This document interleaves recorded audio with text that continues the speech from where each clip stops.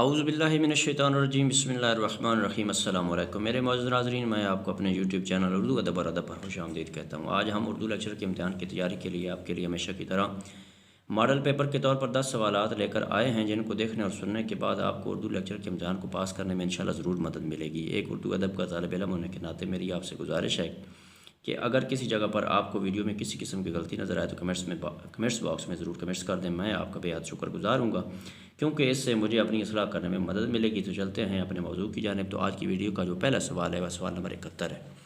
اعلان جنگ دور حاضر کے خلاف یہ الفاظ علامہ اقبال کے کس مجموعہ کلام کے سر ورق پر درج ہیں؟ سوال نمبر 71 دوبارہ سننا۔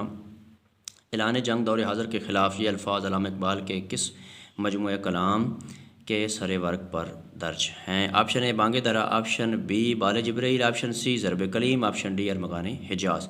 تو سوال نمبر 71 کا جو درست جواب ہے وہ ہے آپشن سی ضرب کلیم۔ تو چلتے ہیں سوال نمبر 72 کی جانب۔ علامہ اقبال کا سب سے پہلا شعری مجموعہ کون سا ہے؟ سوال نمبر 72 دوبارہ سننا۔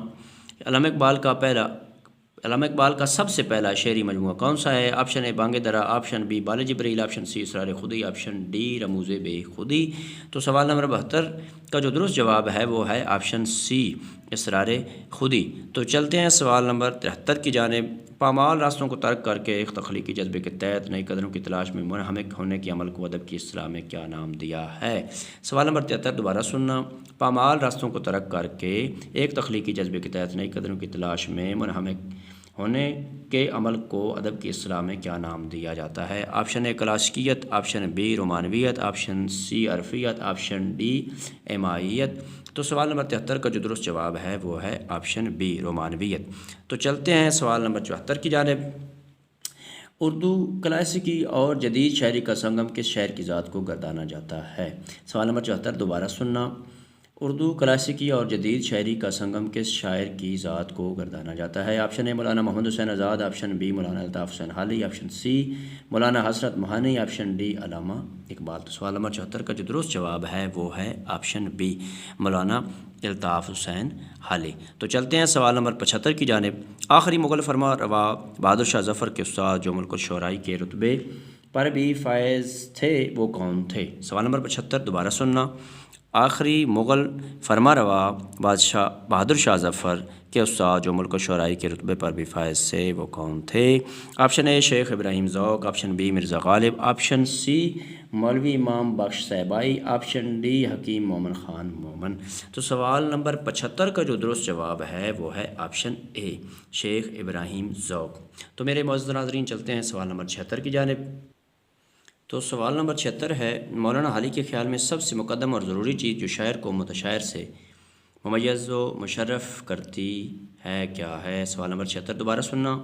مولانا حالی کے خیال میں سب سے مقدم اور ضروری چیز جو شاعر کو متشاعر سے ممیز و مشرف کرتی ہے کیا ہے؟ آپشن اے تخیل، آپشن بی ردیف، آپشن سی قافیہ، آپشن ڈی الفاظ کی روانی۔ تو سوال نمبر 76 کا جو درست جواب ہے وہ ہے آپشن اے تخیل۔ تو چلتے ہیں سوال نمبر 77 کی جانب۔ جدید اردو نظم کا آغاز کہاں سے ہوا؟ سوال نمبر 77 دوبارہ سننا۔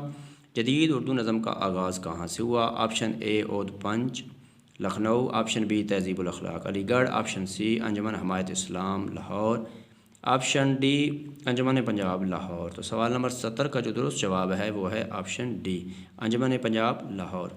تو چلتے ہیں سوال نمبر 78 کی جانب۔ اردو ادب میں ترقی پسند تحریک کے روح رواں کون تھے؟ سوال نمبر 78 دوبارہ سننا۔ اردو ادب میں ترقی پسند تحریک کے روح رواں کون تھے؟ آپشن اے منشی پریم چند، آپشن بی فیض احمد فیض، آپشن سی سید سجاد ظہیر، آپشن ڈی ظہیر کاشمیری۔ تو سوال نمبر 78 کا جو درست جواب ہے وہ ہے آپشن سی سید سجاد ظہیر۔